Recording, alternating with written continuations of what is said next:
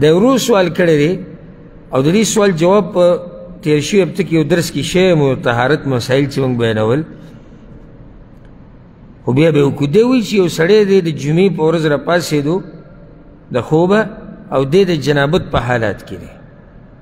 او د جمعې ورځ هم ده نو په ده باندې دوه غسلونه دي یعنی یو لامبل د باندې د جنابت تلاسه دي نو بل لامبل د څه دي د جمعې د ورځې دي نو دی به اوس څه کوي دوه پیرې به لامبي که نه دا سوال دی الجواب چې کله انسان باندې دوه غسلونه جمع شي نو تحقیقي قول دی کې دا دی چې دی یو غسل دی وکړي او نیت به د ټولو دپاره کوي مقصد څه دی لکه اوس یو سړی د جنابت په حالات کې دی بیا به غسل کوي مقصد به د بدن اوبه اړول دي د جمعې د ورځې غسل مقصد پکې څه دی په بدن اوبه اړول غواړي یعنی دواړو کې مقصدي خبره څه ده اوبه اړول چې بدن پاک شي او هغه چې ته یو پیرو کې کافي دی صرف نیت به دواړو وي ځکه چې پیغمبر صلی الله علیه وسلم وایي صحیح بخاري سے مسلم روایت ته انما الاعمال بالنیات د اعمالو دار و مدار په څه دی په نیتونو باندې دی امام نووي رحمه الله په المجموع کې وایي ولو نوى بغسله غسل الجنابه والجمعه حصل جميعا چې یو سړی نیت ده وکړي چې زه د جنابت غسل هم کوم او زه د جمعې هم کوم نو دواړه وشو او غسل به څو کوي دوه پیرې به لامبي که یو پیر به لامبي په دې ما یو مثال هم ورکړی تېر شوي درس کې د یو عبادت د بل عبادت څه ته یاد دی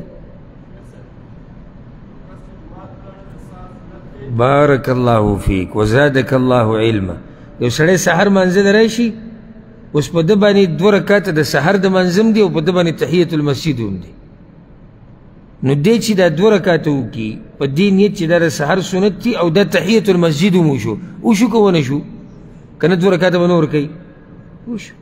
ځکه چې مقصد څه دی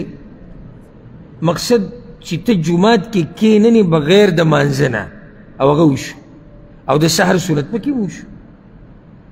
نو دلته مقصد طهارت حاصلول دي په بدن اوبه اړول دي هغه حاصلیږي نیت ورسره دا وکړه چې دا د دې دپاره او د دې دپاره شو ښه زه د داسې فایدې دپاره دا مسله ذکر کوم په دې مسله کې خلک څلور قسمه کیدی شي یو سړی دی غسل کوي د جمعې په ورځ او نیت یې صرف دا و چې زه غسل جنابت کوم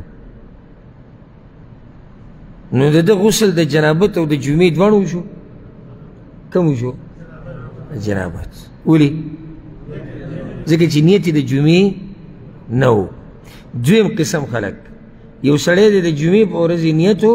چې دا غسل د جنابت دپاره هم دی او دا د جمعې د ورځې دپاره هم دی او یو غسل یې وکړو وشو دریم دی هغه وایي چې زه یعنې نیت یې دی چې جمعې ورځ ده او جمعې په ورځ لامبل پکار دي جمعې هغه وشو څه به پاتې شو غسل جنابت پاتې شو ښه او دا کیدی نه شي دا څلورم قسم خاصې فایدې دپاره ذکر کړو یو سړی دی د جمعې په ورځ ولامبل یاره چې دا بدن مې لږ یخ شي کوم غسل یې وشو یو هم ونه شو صرف بدن یخ کو صرف یې څه کو بدن یخ کو لکه هغه صحابي چې د غټ اختر د منځه نه مخکې څاروی حلال کړی و نو پیغمبر صلی الله علیه وسلم ورته وایي غوښه ده نو څه ده غوښه ده قرباني خو دې ونه شوه خو غوښه ده نو دلته د بدن یخ کو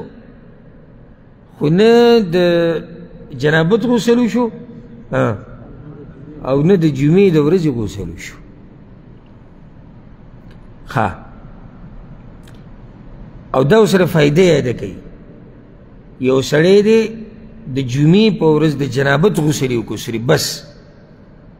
د جمعې هغه نیت یې ورسره نه وشو د جنابت هغه وشو او بیا لامبلو ته ضرورت نشته ولې ځکه چې د جمعې پر د غسل دې دپاره دی چې ته طهارت حاصل کړې او صفا سوتره لاړ شي جومات ته هغه وشوه او هغه وشوه. اگر که دې کې اختلاف دی چې د جمعې غسل واجب دی او که نه دی، او موږ دا مسله ذکر کړې وه او را به هم شي عمدة الاحکام کې انشاءالله چې راجح قول دا دی چې جمعې په ورځ غسل کول سنت دي. دا ورو سوال کړی دی، وایي د دې اودس ساردام نه بعد چې کوم ذکر راغلی دی حدیثونو کې، دې سره لاس اوچتول ثابت دی او که نه؟ د پیغمبر صلی الله علیه وسلم طریقه دا وه، عقبه بن عامر رضی الله عنه روایت دی په صحیح مسلم کې دی چې پیغمبر صلی الله علیه وسلم وایي تاسو کې چې څوک اودس ساردام وکړي او په ښه طریقې سره وکړي او بیا دا ووایي اشهد ان لا اله الا الله وان محمدا عبد الله ورسوله، چې دا ذکر وي الا فتحت له ابواب الجنة الثمانیه، د جنت اته دروازې ورته الله کولاوي چې کوم په کومه وردننه کېږي باید یې وردننه نشي. دومره فضیلت دی دې ذکر.